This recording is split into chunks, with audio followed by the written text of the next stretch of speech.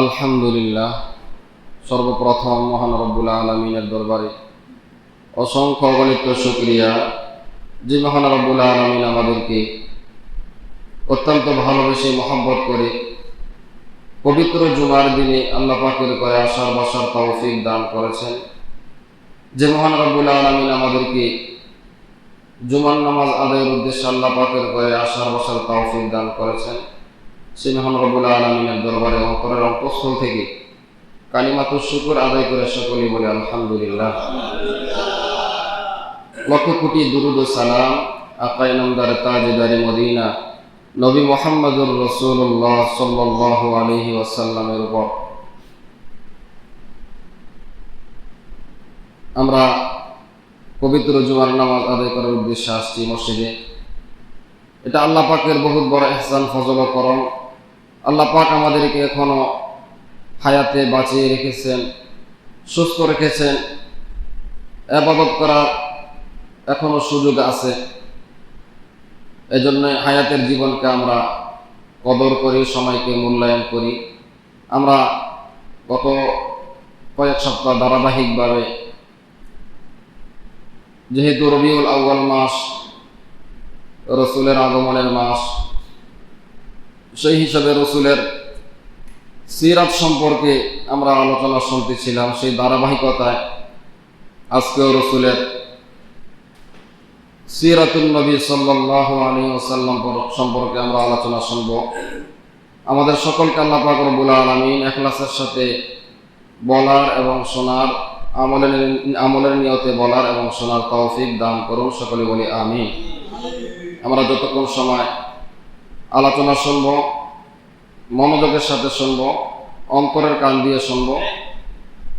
হয়তোবা আমরা যদি মনোযোগ দিয়ে শুনি, কোন কর্তার মাধ্যমে আল্লাহ পাক আমাদেরকে হেদায়েত দান করেন সেটা আমরা বলতে পারব না। খুতবার মধ্যে যে আয়াতে কারিমা তেলাওয়াত করেছি এবং রসুলের অসংখ্য হাদিস থেকে দুইটি হাদিসের টুকরা পাঠ করেছি, আল্লাহ পাক রব্বুল আলামিন তৌফিক দান করলে আয়াত এবং হাদিসকে সামনে রেখে আলোচনা করার চেষ্টা করব। ওমা তৌফিকি ইল্লা বিল্লাহ। আমাদের এই গোটা হায়াত, এটা আল্লাহ পাকের পক্ষ থেকে একটা আমানত। এই গোটা হায়াতের হিসাব আল্লাহ পাকের কাছে দিতে হবে। কোরআনুল কারীমের সূরাতুল মুলকের শুরুতে আল্লাহ পাক বলেন, আইয়ুকুম আহসানু আমালা, আইয়ুকুম আহসানু আমালা, কে ভালো কাজকর্ম করে, কে ভালো নেক কাজ করে, এটা পরীক্ষার জন্য আমি দুনিয়াতে পাঠিয়েছি।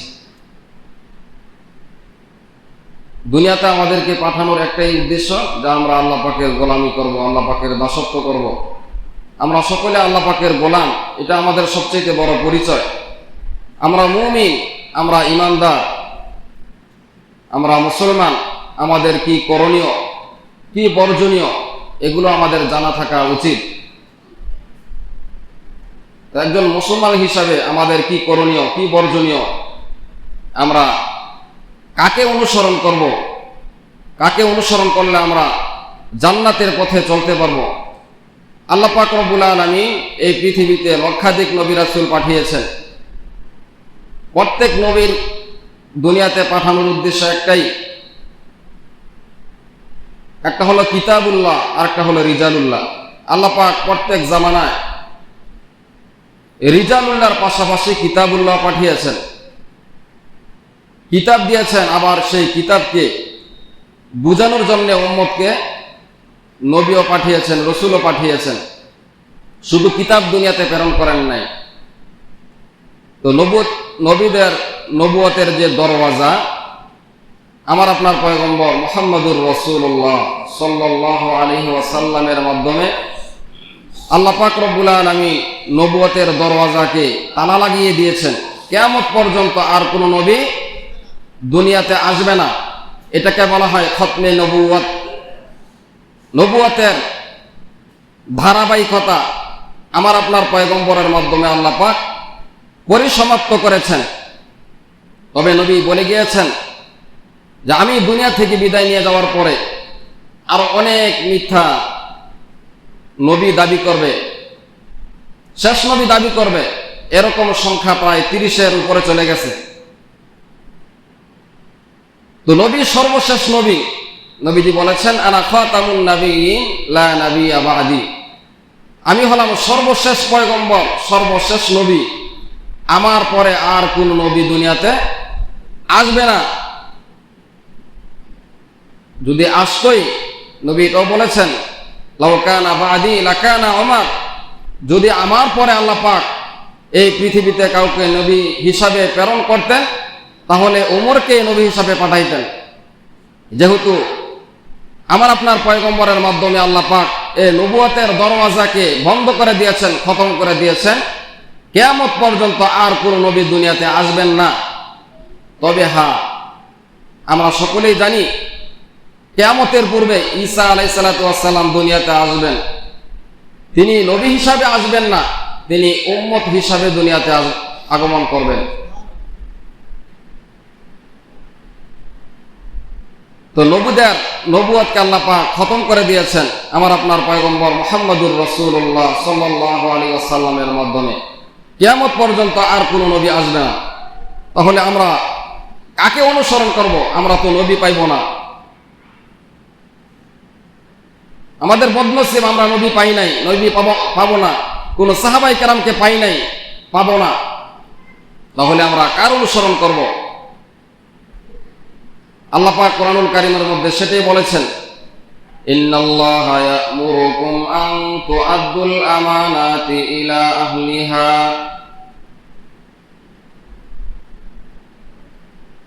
কিয়ামত পর্যন্ত নবী আসবে না, কিন্তু নবীর যারা ওয়ারিস, ইন্নাল উলামা ওয়ারাসাতুল আম্বিয়া, নবীদের ওয়ারিস, ইলমের ওয়ারিস, ইলমের যারা মালিক,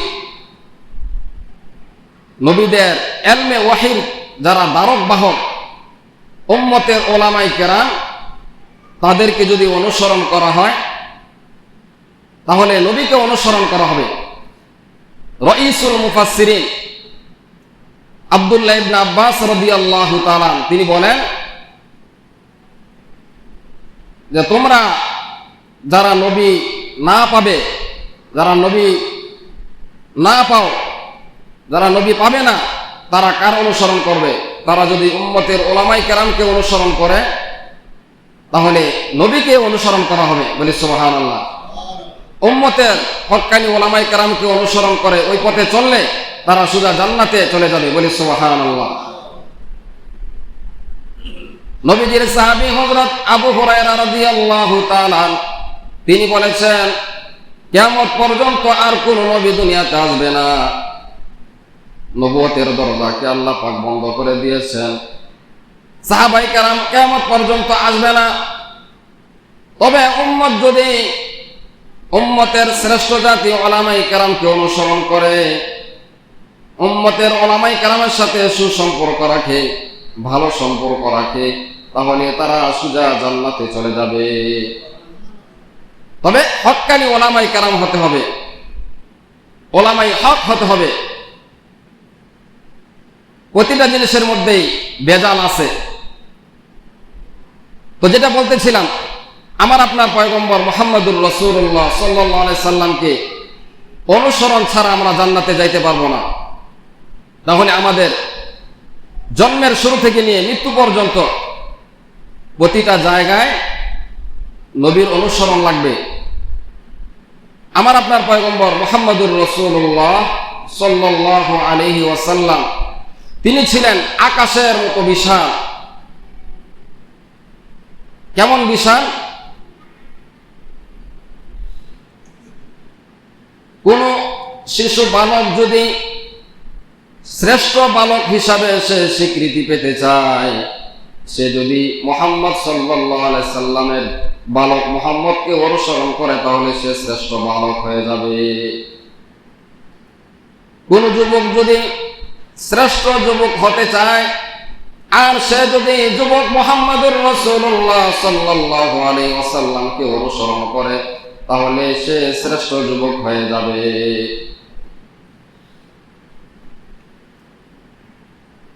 তাহলে শিশু, কিশোর, যুবক, কোন বৃদ্ধ যদি মুহাম্মদুর রাসূলুল্লাহ সাল্লাল্লাহু আলাইহি ওয়াসাল্লামের অনুসরণ করে, তাহলে সে শ্রেষ্ঠ মুহাম্মদুর রাসূলুল্লাহর মতো হয়ে যাবে। কেমন শ্রেষ্ঠ হবে? কোন শ্রেষ্ঠ বাবা যদি হতে চায়, মুহাম্মদ সাল্লাল্লাহু আলাইহি ওয়াসাল্লাম তিনি বাবা হিসেবে শ্রেষ্ঠ বাবা ছিলেন। কোন বাবা যদি মুহাম্মদুর রাসূলুল্লাহকে অনুসরণ করে, তাহলে সে শ্রেষ্ঠ পিতা হয়ে যাবে। ঠিক তদ্রূপ ভাবে কেউ যদি শ্রেষ্ঠ নানা হতে চায়, শ্রেষ্ঠ শ্বশুর হতে চায়, মুহাম্মদুর রাসূলুল্লাহ সাল্লাল্লাহু আলাইহি ওয়াসাল্লামকে অনুসরণ ছাড়া সে হতে পারবে না। আমাদের অনুসরণ করতে হবে আমার আপনার রসুলকে। শুধু রসুলের জন্মের সময় শুধু মিলাদ পড়লাম, সাপ্তাহিক, মাসিক, বৎসরে একবার, তাতেই রসুলের আদর্শ অনুসরণ হবে না। পায়ের তালু থেকে নিয়ে মাথা পর্যন্ত, মাথা থেকে নিয়ে তালু পর্যন্ত প্রতিটা অঙ্গ প্রত্যঙ্গকে ওইভাবেই সাজাইতে হবে যেভাবে মুহাম্মদুর রাসূলুল্লাহ সাল্লাল্লাহু আলাইহি সাল্লাম নিজের দেহকে সুন্নতের মাধ্যমে সাজিয়েছেন।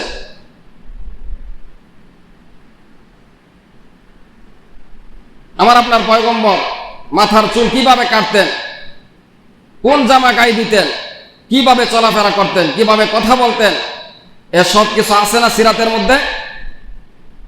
যদি জিজ্ঞেস করা হয় আমার আপনার কয়জনের বাসায় রসুলের সিরাত কিতাব আছে? অধিকাংশ মুসল্লিদের বাসায় রসুলের সিরাত নাই। তাহলে আমরা কার অনুসরণ করব? কেউ যদি শ্রেষ্ঠ নায়ক হতে চায়, শ্রেষ্ঠ রাষ্ট্রনায়ক হতে চায়, রাষ্ট্রের শ্রেষ্ঠ নায়ক হতে চায়, তাহলে সে মুহাম্মদুর রাসূলুল্লাহ সাল্লাল্লাহু আলাইহি ওয়াসাল্লামকে ছাড়া শ্রেষ্ঠ নায়ক হতে পারবে না। নবীজি রাষ্ট্র পরিচালনা করেছেন। একজন রাষ্ট্রপতি, রাষ্ট্রের যিনি প্রধান হবেন, তিনিও যদি মুহাম্মদুর রাসূলুল্লাহ সাল্লাল্লাহু আলাইহি সাল্লামকে অনুসরণ না করেন, শ্রেষ্ঠ বাদশা সে হতে পারবে না, শ্রেষ্ঠ নায়ক হতে পারবে না। কারণ সর্বক্ষেত্রে রসুলের আদর্শ আছে কি নাই? তিনি রাষ্ট্রনায়ক ছিলেন, রাষ্ট্র পরিচালনা করেছেন। তাহলে আমাদেরকে প্রতিটা ক্ষেত্রে ওনাকে অনুসরণ করতে হবে। তাহলে রসুলের কোন জিনিস রসুলের কাছে প্রিয় ছিল, পছন্দ ছিল? আমাদের কি পছন্দ? আমাদের কাছে ইবাদত পছন্দ হয় না, ইবাদত আমাদের কাছে পছন্দ লাগে না। অথচ আগের জামানার যারা বুজুর্গ ছিলেন, ওনাদের দিনে যেরকম ইবাদত করতেন, রাতের বেলা আরো বেশি ইবাদত করতেন।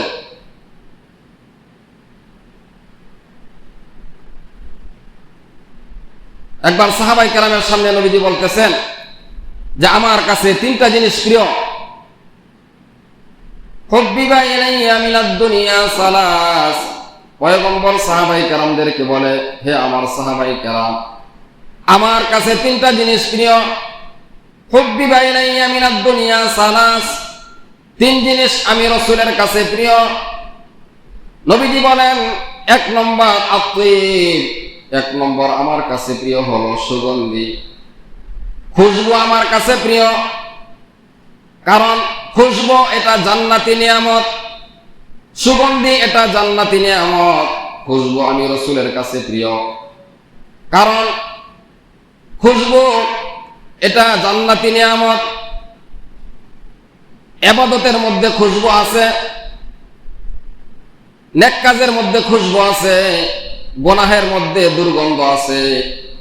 যদি প্রতিটা নেক কাজের আকৃতি দেওয়া হয়, প্রত্যেকটা তেলাওয়াতের আসল আকৃতি দেওয়া হয়, নামাজের আসল আকৃতি দেওয়া হয়, তাহলে সেখান থেকে খুশবু বের হবে, সুগন্ধি বের হবে। যেহেতু ইবাদত হলো খুশবু আর গুনাহ এটা হলো বদবু, প্রত্যেকটা গুনার যদি আসল আকৃতি দেওয়া হয়, তাহলে গুনাহ থেকে দুর্গন্ধ বের হবে। প্রতিটা গুনাহ থেকে দুর্গন্ধ বের হয়। এই জন্য হাদিসের মধ্যে আসছে, আজরাইল যখন নেককারের রূহ নেওয়ার জন্য আসে, সে সুন্দর আকৃতি নিয়ে আসে।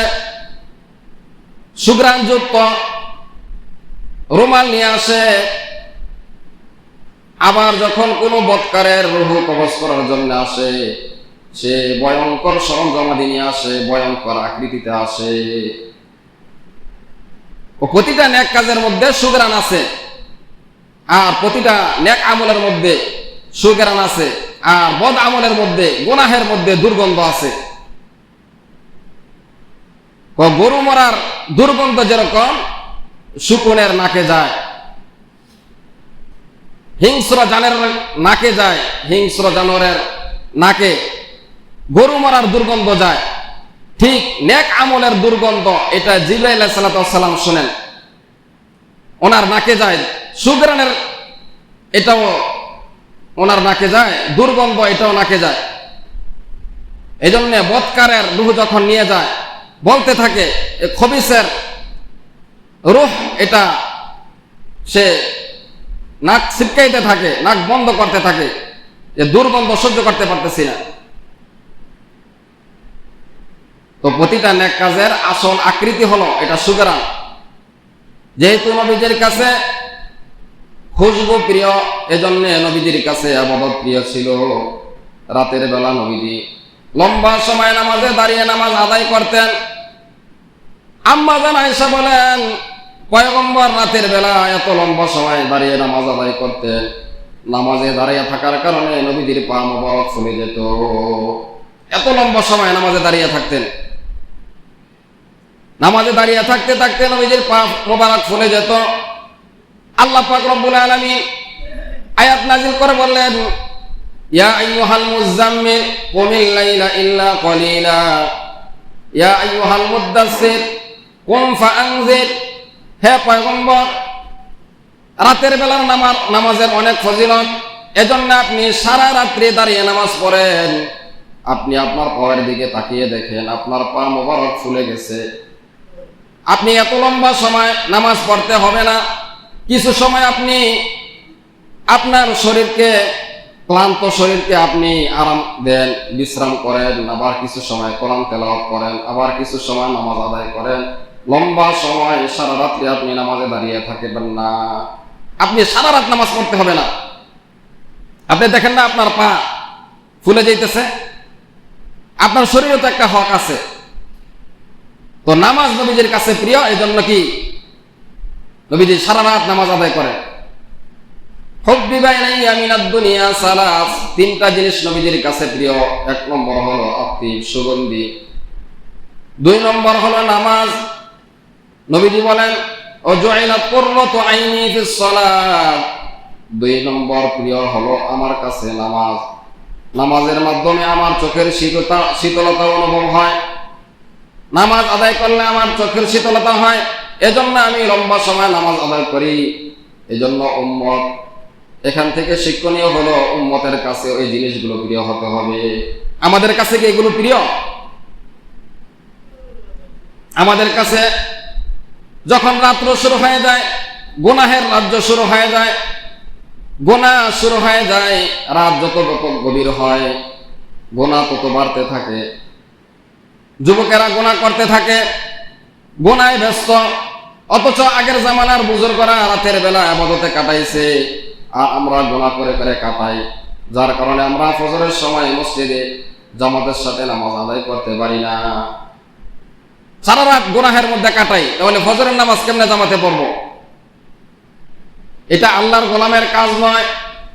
আল্লাহর গোলাম তো তারা যারা রাতের বেলাও কিছু সময় নামাজ আদায় করবে, তাসবিহ তাহলিল আদায় করবে, কোরআন তেলাওয়াত করবে, আবার ফজরের নামাজ আদায় করবে। এটা হলো আল্লাহর গোলামের গুণ। আল্লাহর গোলামের একটা গুণ হলো সে রাতের বেলাও কি ইবাদত করবে। কিন্তু আমাদের অবস্থা হলো, রাত যত গভীর হয়, যুবকদের অবস্থা, তারা এই রাতটাকে গুনার রাজ্য বানায় ফেলে। তো নবীজি বলেন, আমার কাছে দুই নম্বর প্রিয় জিনিস হলো নামাজ। নামাজ হলো আমার চোখের শীতলতা। রাসূল বলেন, তিন নম্বর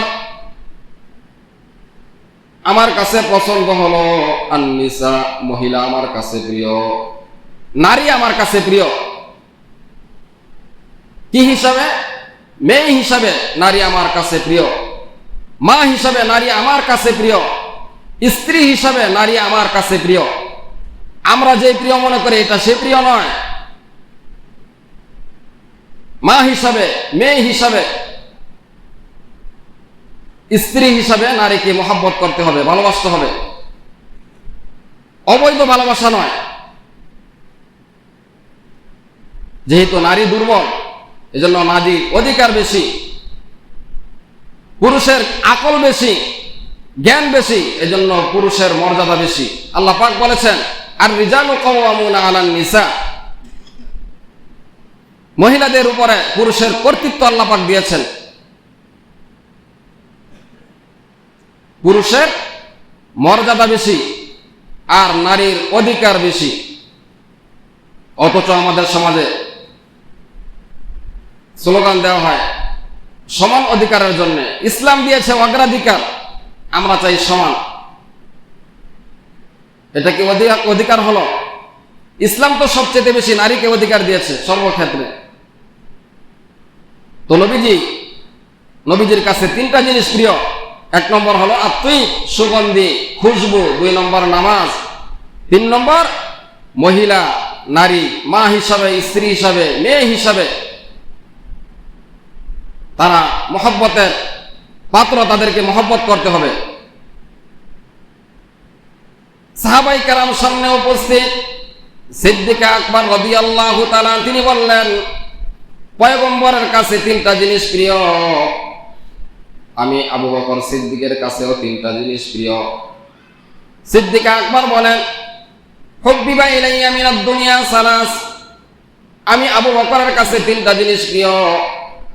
1 নম্বর হলো আন-নাযরু ইলা ওয়াজহি রাসূলিল্লাহি সাল্লাল্লাহু আলাইহি ওয়াসাল্লাম, আমি আবু বকরের কাছে আমার সরকার মুহাম্মদুর রাসূলুল্লাহ সাল্লাল্লাহু আলাইহি ওয়াসাল্লামের চেহারা মুবারক আমি আবু বকরের কাছে বেশি প্রিয়। বলি সুবহানাল্লাহ। আন-নাযরু ইলা ওয়াজহি রাসূলিল্লাহি সাল্লাল্লাহু আলাইহি ওয়াসাল্লাম, যে আমি আবু বকরের কাছে আমার সরকার মুহাম্মদুর রাসূলুল্লাহ সাল্লাল্লাহু আলাইহি ওয়াসাল্লামের পবিত্র চেহারা মুবারক, চেহারার দিকে আমি তাকিয়ে থাকবো, আমার পয়গম্বরের দিকে, এটা আমি আবু বকরের কাছে সবচেয়ে বেশি প্রিয়। আল্লাহ পাক এটাকে কবুল করে নিয়েছেন। হিজরতের রজনীতে যখন গারে সাউরে 3 দিন 3 রাত ছিলেন, আবু বকরের কোলে মাথা রেখে পয়গম্বর ঘুমিয়েছিলেন, আরাম করতেছিলেন। আর আবু বকর সিদ্দিক রাদিয়াল্লাহু তাআলা সেই সুবর্ণ সুযোগে রসুলের চেহারার দিকে, চেহারা মুবারকের দিকে চাতক পাখির ন্যায় তাকিয়েছিলেন। এই সৌভাগ্য কেবলমাত্র সিদ্দিক আকবরকে আল্লাহ পাক এই মহা দৌলত দান করেছেন। গোটা উম্মতে মুসলিমা, সমস্ত উম্মতের আমল যদি এক পাল্লায় রাখা হয়, সিদ্দিক আকবর আবু বকর রাদিয়াল্লাহু তাআলা আনহুর হিজরতের রাত্রের গারে সাউরের ইবাদত যদি আরেক পাল্লায় রাখা হয়, তাহলে আবু বকর রাদিয়াল্লাহু তাআলা আনহুর ইবাদতের পাল্লা ভারী হয়ে যাবে। বলি সুবহানাল্লাহ। তো সিদ্দিক আকবর বলে, আন-নাযরু ইলা ওয়াজহি রাসূলিল্লাহি সাল্লাল্লাহু আলাইহি ওয়াসাল্লাম, আমি আবু বকরের কাছে সবচেয়ে প্রিয় হলো আমার সরকারের চেহারা দেখা। আল্লাহ পাক এটাকে কবুল করে নিয়েছেন। 2 নম্বর, ইনফাকু মালি আলা রাসূলিল্লাহি সাল্লাল্লাহু আলাইহি ওয়াসাল্লাম, আমি আবু বকরের সম্পদ আল্লাহর রাসূলের জন্য খরচ করা, এটা আমি আবু বকরের কাছে সবচেয়ে বেশি প্রিয়। বলি সুবহানাল্লাহ। এজন্য আবু বকর রাদিয়াল্লাহু তাআলা তিনি ইসলাম গ্রহণ করার পূর্বে আরবের মধ্যে সবচেয়ে সম্ভ্রান্ত পরিবারের ছিলেন এবং অনেক ধনী ব্যক্তি ছিলেন, ব্যবসায়ী ছিলেন, অনেক সম্পদের মালিক ছিলেন। ওনার সমস্ত সম্পদগুলো দ্বীনের কাজে, ইসলামের কাজে খরচ করতে করতে, আল্লাহর রাসূলের জন্য খরচ করতে করতে একেবারে নিঃস্ব হয়ে যায়। বলি সুবহানাল্লাহ। এত সম্পদের মালিক ছিলেন, সমস্ত সম্পদগুলো ইসলামের জন্য, রাসূলের জন্য দান করতে করতে একেবারে নিঃস্ব হয়ে যান। শেষ পর্যন্ত সালার চট পর্যন্ত তিনি গায়ে দিয়েছেন। তিনি যখন সালাম চটকায় দিয়ে পয়গম্বরের দরবারে হাজিরা দিলেন, সাথে সাথে আল্লাহ পাক জিবরাইলকে পাঠিয়ে দিলেন, যাও জিবরাইল, এখন গিয়ে আমার হাবিবকে জিজ্ঞেস করো এই মুহূর্তে সিদ্দিক আকবর রাদিয়াল্লাহু তাআলা আমি আল্লাহর প্রতি সন্তুষ্ট আছে কিনা। এই কথা যখন পয়গম্বরের সামনে জিবরাইল জিজ্ঞেস করলেন, আল্লাহ পাক আমাকে পাঠিয়েছেন আপনার বন্ধু সিদ্দিক আকবর এখন যে অবস্থায় আছে, দরিদ্র অবস্থায়, এ অবস্থায় আল্লাহ পাকের উপরে কতটুকু সন্তুষ্ট আছে, একথা জিজ্ঞাসা করতে করতে সাথে সাথে সিদ্দিক আকবরের চোখ দিয়ে অজরে কান্না শুরু করে দিলেন, চোখ দিয়ে পানি পড়তে লাগলো, যে আমি আমার মাওলার উপরে সব সময় সন্তুষ্ট বলি সুবহানাল্লাহ। ইসলামের জন্য, দ্বীনের জন্য, রসুলের জন্য সমস্ত সম্পদ বিলীন করে দিয়ে একেবারে নিঃস্ব হয়ে যান, সালার চট পরিধান করে রসুলের দরবারে হাজির হয়েছে। এটা আল্লাহ পাক আরশ আজিম থেকে জিবরাইলকে পাঠিয়ে দিলেন, এই অবস্থায় আমার উপরে সন্তুষ্ট আছে কিনা। ওনার আনন্দের কারণে তিনি কান্না করে দিলেন যে আমি আমার মাওলার উপরে সব সময় সন্তুষ্ট। তাহলে ওনাদের সম্পদ ইসলামের জন্য কি পরিমাণ ব্যয় করেছেন চিন্তা করে দেখেন।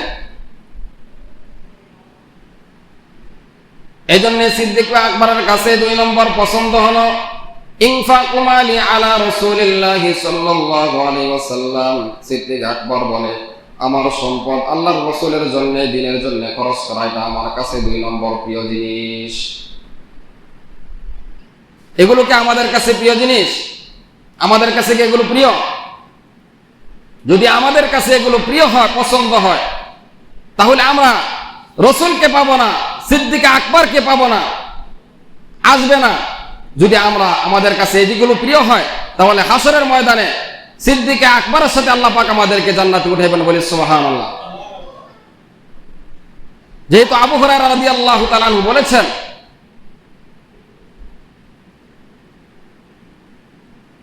সিদ্দিক আকবরের 3 নম্বর পছন্দের আমল হলো, পছন্দের গুণ হলো,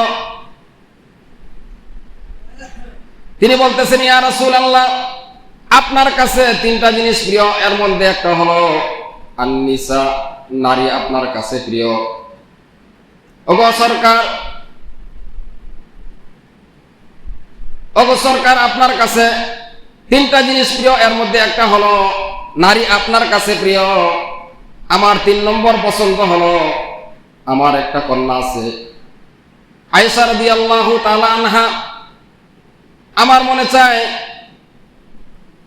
আপনি আমার শ্বশুর হবেন, আমার মেয়েটা আপনার কাছে যাবে, আপনার ঘরে যাবে। আল্লাহ পাক সাথে সাথে সিদ্দিক আকবরের এই দিলের তামান্নাকে আল্লাহ পাক সাথে সাথে কবুল করে নিলেন, জিবরাইলকে পাঠাইলেন, যাও রেশমি রুমাল দিয়ে রুমালের মধ্যে আয়েশার ছবিটা দিয়ে দিলেন, যাও আমার হাবিবের কাছে নিয়ে যাও, এটা ওকালতি হিসাবে, আমি উকিল হিসাবে পছন্দ করলাম আমার দোস্তের জন্য। যাও আমার দোস্তকে গিয়ে বলো আল্লাহ পাক আপনার জন্য আবু বকরের মেয়ে আয়েশা রাদিয়াল্লাহু তাআলা আনহাকে আল্লাহ পাক পছন্দ করে নিয়েছেন, বলি সুবহানাল্লাহ। যেহেতু নারী আপনার কাছে পছন্দ, তো আমার মনে চায় আমার মেয়েটা আপনার স্ত্রী হোক, এটা আমার পছন্দ। আমি আপনার শ্বশুর হই, এটা আমার কাছে পছন্দ। বাবা হিসাবে নিজের কন্যাকে, নিজের মেয়েকে ভালো স্বামী পছন্দ করা, তো রসুলের চেয়ে শ্রেষ্ঠ স্বামী পৃথিবীতে আর কেউ আছে? দেখেন কত সুন্দর পছন্দ, যে আপনি যেহেতু নারী পছন্দ করেন, তো আমার মেয়ে আপনার স্ত্রী হোক, এটা আমি চাই। রসুল হ্যাঁ না কিছুই বলে নাই, কিছুই বলে নাই। যেহেতু সিদ্দিক আকবর রাদিয়াল্লাহু তাআলা নবীজির দোস্ত, বন্ধু,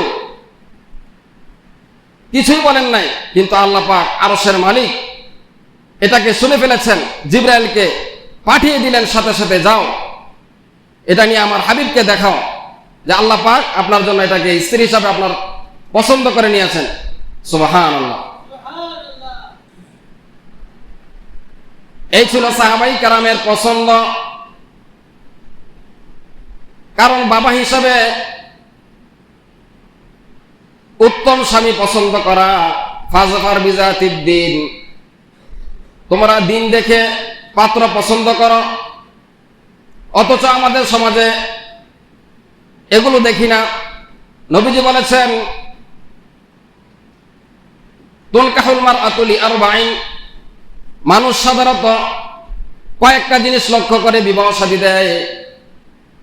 তুনকাহুল মারআতু লিআরবাঈন, চারটা জিনিস দেখে সাধারণভাবে মানুষ বিবাহ পছন্দ করে। লিমালিহা, সম্পদ দেখে, ওয়ালি হাসাবিহা, ভালো বংশ দেখে, ওয়ালি জামালিহা, সৌন্দর্য দেখে। রাসূল বলে 4 নম্বর হলো ফাজফার বিজাতিদ দ্বীন, 4র্থ নম্বর হলো ধার্মিকতা দেখে।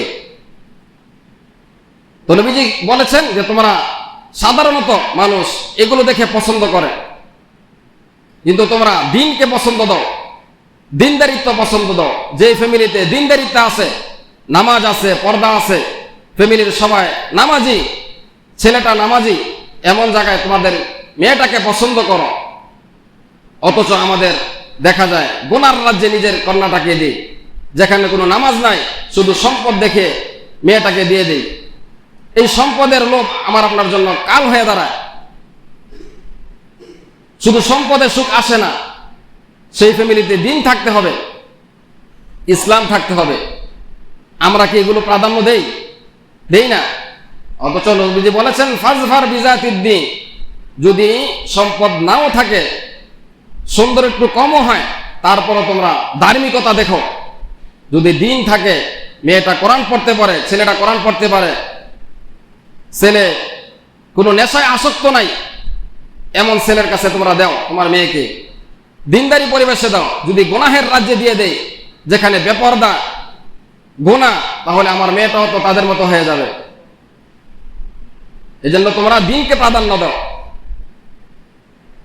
এখান থেকে আমাদের শিক্ষণীয় হলো সিদ্দিক আকবর যেগুলো পছন্দ করেছেন, আমরাও শ্রেষ্ঠ উম্মত হিসাবে আমাদেরকে এগুলোই পছন্দ করতে হবে।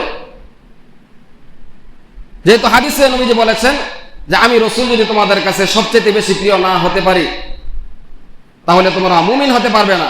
তো সিদ্দিক আকবরের কাছে আন-নাযরু ইলা ওয়াজহি রাসূলিল্লাহি সাল্লাল্লাহু আলাইহি ওয়াসাল্লাম, যে সরকার, আমার কাছে পৃথিবীর মধ্যে সবচেয়ে শ্রেষ্ঠ চেহারা হলো আপনার চেহারা। আমার সব সময় মনে চায় যে আপনার চেহারার দিকে তাকিয়ে থাকবো। আল্লাহ পাক সেটা কবুল করলেন। 2 নম্বর কি, ইনফাকু মালি আলা রাসূলিল্লাহি সাল্লাল্লাহু আলাইহি ওয়াসাল্লাম, যে আমার সম্পদ আপনার জন্য, দ্বীনের জন্য ব্যয় করব, এটা আমার কাছে পছন্দ। এই জন্য সিদ্দিক আকবর রাদিয়াল্লাহু তাআলা একবার হাওমাও করে কাঁদতেছেন। জিজ্ঞেস করা হলো আপনি কেন কাঁদেন? বলে আমি যখন দ্বীনের কাজে, ইসলামের কাজে, আল্লাহর রাসূলের জন্য আমার সম্পদ দান করি, ওই সময় আমার হাতটা উপরে চলে যায়, রাসূলের হাতটা নিচে চলে যায়। রাসূল যেন এটা মনে করে এখন থেকে আমার যত সম্পদ আছে এই সবগুলো সম্পদ রাসূলের সম্পদ। বলি সুবহানাল্লাহ। আমি যখন দান করি আমার হাত উপরে থাকে, দানের হাত উপরে থাকে, গ্রহীতার হাত নিচে থাকে, তো এটা আমার কাছে কষ্ট লাগে। এখন থেকে যাতে রাসূল দিলে দিলে এই আল্লাহ পাক এটা ইলহাম করে দেন যে সিদ্দিক আকবরের যত সম্পদ আছে এই সম্পদগুলো দ্বীনের জন্য, মুহাম্মদুর রাসূলুল্লাহ সাল্লাল্লাহু আলাইহি সাল্লামের জন্য তিনি নিজের মনে করে খরচ করতে থাকে। বলি সুবহানাল্লাহ। এমনি এমনি উম্মতের শ্রেষ্ঠ মানুষ হননি। সমস্ত নবীদের পরে উম্মতের মধ্যে সর্বশ্রেষ্ঠ ব্যক্তির নাম সিদ্দিক আকবর রাদিয়াল্লাহু তাআলা। এমনি এই মর্যাদার অধিকারী হয়নি। তো আমাদের কাছে এগুলো প্রিয় হতে হবে, তাহলে আমরা হব শ্রেষ্ঠ নবীর অনুসারী। সিদ্দিক আকবরের সাথে আমাদের হাসর হবে। যদি এগুলো আমাদের কাছে পছন্দ না হয়, বিজাতীয় সংস্কৃতি আমাদের কাছে পছন্দ হয়, তাহলে তাদের সাথে আমাদের হাসর হবে।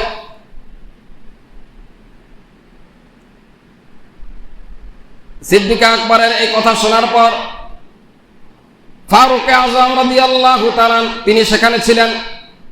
তিনি বললেন সাদাকতা ইয়া আবু বকর, হে আবু বকর আপনি সত্য বলেছেন। নবীজির কাছে 3 জিনিস প্রিয়, আপনি সিদ্দিক আকবরের কাছে তিনটা জিনিস প্রিয়, আমি ওমর রাদিয়াল্লাহু তাআলা আনহুর কাছেও তিনটা জিনিস প্রিয়। এক নম্বর হলো আল আমরু বিল মারুফ ওয়ান নাহয়ু আনিল মুনকার। আমি ওমরের কাছে এক নম্বর প্রিয় কাজ হলো আমি মানুষকে সৎ কাজের আদেশ করব, নেক কাজের আদেশ করব, ভালো কাজের আদেশ করব। এটা আমি ওমরের কাছে প্রিয়। এক নম্বর যে আমার কাছে পছন্দ হলো, এক নম্বর যে আমি মানুষকে ভালো কাজের আদেশ করব, নেক কাজের আদেশ করব, নেক রাস্তা দেখাইব, ভালো পথ দেখাইব, সোজা পথ দেখাইব, জান্নাতের পথ দেখাইব, মানুষকে ভালোর দিকে ডাকবো। এটা আমার কাছে এক নম্বর পছন্দের। ওয়ান নাহয়ু আনিল মুনকার। দুই নম্বর আমি ওমরের কাছে প্রিয় হলো মানুষকে গুনাহ থেকে নিষেধ করব, খারাপ কাজ থেকে, খারাপ কাজের প্রতি বাধা দিব। যে আমি ওমরের সামনে কেউ অপরাধ করবে, অন্যায় করবে, জুলুম করবে, এটা হতে দেব না। এটা হলো ওমরের দুই নম্বর প্রিয় কাজ। যে আমার সামনে কোনো অপরাধ হবে, কোনো দুর্বলের উপরে জুলুম করবে, অত্যাচার করবে, এটা আমি বরদাস্ত করব না, আমি হইতে দিব না, আমার সামনে কোনো গুনাহ হইতে দেব না। এটা ওমর রাদিয়াল্লাহু তাআলা আনহুর দুই নম্বর কাজ, প্রিয় কাজ। তাই কি আমাদের কাছে পছন্দ? আমাদের সামনে অপরাধ হয়, আমরা চুপচাপ নীরবতা পালন করি, কিছুই বলি না? না, এটা শ্রেষ্ঠ উম্মতের কাজ নয়। কোরআনুল কারীমের মধ্যে আল্লাহ পাক বলেছেন, কুনতুম খায়রা উম্মাতিন উখরিজাত লিন-নাস তা'মুরুনা বিল মা'রুফি ওয়া তানহাউনা আনিল মুনকার। আল্লাহ পাক বলেন, হে উম্মতে মুহাম্মদী, তোমরা হলে শ্রেষ্ঠ জাতি, তোমাদেরকে মানুষের কল্যাণের জন্য, মানুষের উপকারের জন্য তোমাদেরকে বের করা হয়েছে। তোমাদের শ্রেষ্ঠত্বের কারণ হলো তোমরা শ্রেষ্ঠ জাতি। এর কারণ হলো তোমরা মানুষকে সৎ কাজের আদেশ করবে, মন্দ কাজের নিষেধ করবে, এজন্য তোমাদের শ্রেষ্ঠত্ব। যারা এই কাজ করবে তারা শ্রেষ্ঠ হবে। আমর বিল মারুফ, সৎ কাজের আদেশ, ওয়ান নাহয়ু আনিল মুনকার, গুনাহের কাজ থেকে বাধা, শ্রেষ্ঠত্বের কারণ।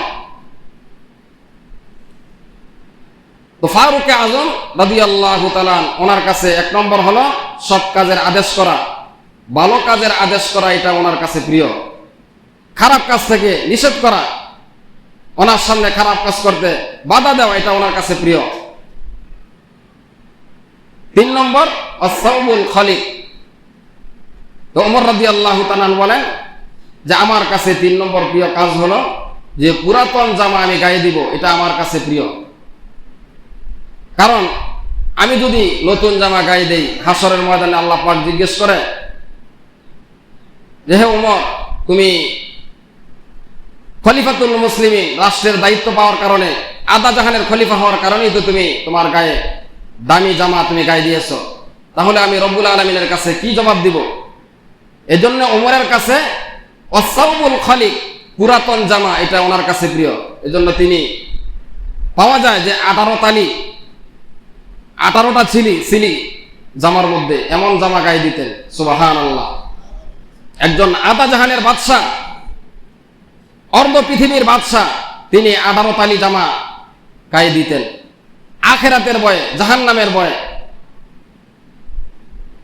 আর আমাদের যারা রাষ্ট্রনায়ক, একজন মেম্বার থেকে নিয়ে শুরু করে রাষ্ট্রপ্রধান পর্যন্ত সবাই দুর্নীতি ভরা। যে সমাজে, রাষ্ট্রে কিভাবে শান্তি আসবে বলেন? যেখানে দুর্নীতি আছে সেখানে শান্তি আসবে না।